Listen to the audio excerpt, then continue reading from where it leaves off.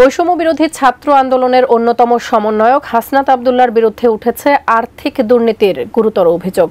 স্বৈরাচার শেখ হাসিনার পতনে ছাত্র আন্দোলনে যাদের মূল নেতৃত্ব ছিল তাদের মধ্যেই অন্যতম আহ্বায়ক হাসনাত আব্দুল্লাহ।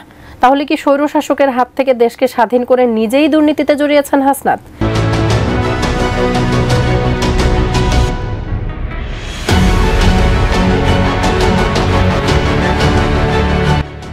এই বেঁচে যাওয়া পিছনে নিশ্চয়ই আল্লাহর কোনো একটা ইচ্ছা আছে, আল্লাহর কোনো হাত আছে, নইলে এবারে তো বেঁচে যাওয়ার কথা না।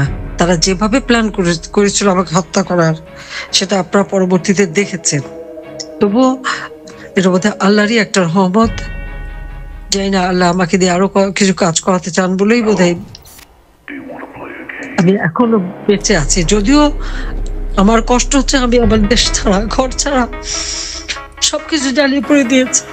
এদিকে বৈষম্য বিরোধী ছাত্র আন্দোলনের সমন্বয়ক হাসনাত আব্দুল্লাহর বিরুদ্ধে আর্থিক দুর্নীতির অভিযোগ উঠে। অভিযোগে দেখা যায় হাসনাত আব্দুল্লাহ অল্পদিনেই বনে যান বিপুল অর্থের মালিক হয়েছেন বলে একটি চক্র দাবি করেছেন। কিন্তু সেই চক্রটিকে ওপেন চ্যালেঞ্জ করেন এই সমন্বয়ক। হাসনাত আব্দুল্লাহ বলেন, কেউ যদি আমার বিষয়ে কোনো রকম চাঁদাবাজি, দুর্নীতি এবং লাখ টাকা কারো কাছ থেকে হাতিয়ে নেওয়ার প্রমাণসহ কেউ যদি দেখাতে পারে, কিংবা ভিডিও বা অডিও ফুটেজ প্রমাণসহ দেখাতে পারে, তাহলে আমি নির্ভয়ে বলতে পারি তারা যেন আমার বিষয়ে আইনগত ব্যবস্থা নেন। শুধু তাই নয়, আমাদের এই বৈষম্য বিরোধী ছাত্র আন্দোলনের যে কোনো সমন্বয়কদের বিরুদ্ধে কোনো অভিযোগ থাকলে প্রমাণসহ যেন সেই ব্যক্তি তাদের জন্য মামলা করেন। এদিকে আবার দেশের চেহারা পাল্টাতে একজন ভালো মানুষ দরকার বলে জানিয়েছেন আন্দালিব রহমান পার্থ। একটা সময় এখন আসছে, আমরা আবেগটাকে বাদ দিয়ে বিবেকে আসি এবং আমাদের সবার এই ক্যাম্পেইনটা করা উচিত, ইনক্লুডিং আস, যাতে করে ভালো মানুষরা রাজনীতিতে আসে, ভালো মানুষরা পলিটিক্সে আসে, ভালো মানুষের নেতৃত্বে আসে, দেশ পরিচালনায় ভালো মানুষ থাকবে। বিকজ ভালো বাবুর্চি থাকলেই ভালো খাওয়া পাবেন, ভালো ইঞ্জিনিয়ার থাকলেই ভালো বাড়ি পাবেন, ভালো ডাক্তার থাকলেই আল্লাহ ছেলে মানুষ সুস্থ হবে। রাজনীতি বিশ্লেষকরা বলছেন, হয়তোবা বর্তমান সরকারের কার্যক্রম দেখে পুরাই হতাশ এই আন্দালিব রহমান পার্থ। তাই তিনি একজন ভালো মানুষ খুঁজছেন এই দেশের সরকার প্রধানের জন্য। শুধু তাই নয়, শেখ হাসিনার যে অডিও কলটি ভাইরাল হয়েছে সেখানে দেখা যায় ক্ষমতাচ্যুত আওয়ামী লীগের সাবেক প্রধানমন্ত্রী শেখ হাসিনাকে কান্না করতে। আমি এখনো বেঁচে আছি, যদিও আমার কষ্ট হচ্ছে, আমি আমার দেশ ছাড়া, ঘর ছাড়া সবকিছু জ্বালিয়ে পড়ে দিয়েছে।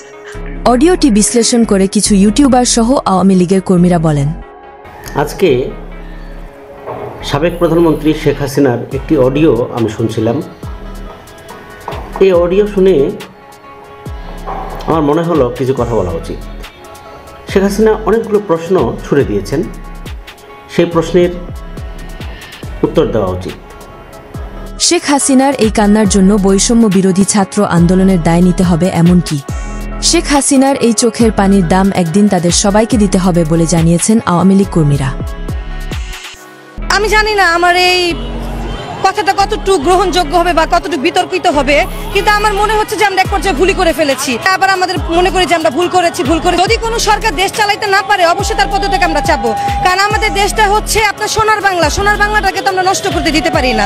ভিডিওটি দেখার পর আপনার মূল্যবান মতামত আমাদেরকে কমেন্ট করে জানিয়ে দিতে পারেন। আমরা আপনার সেই মহামূল্যবান কমেন্টের রিপ্লাই দেওয়ার জন্য সর্বদা প্রস্তুত রয়েছি।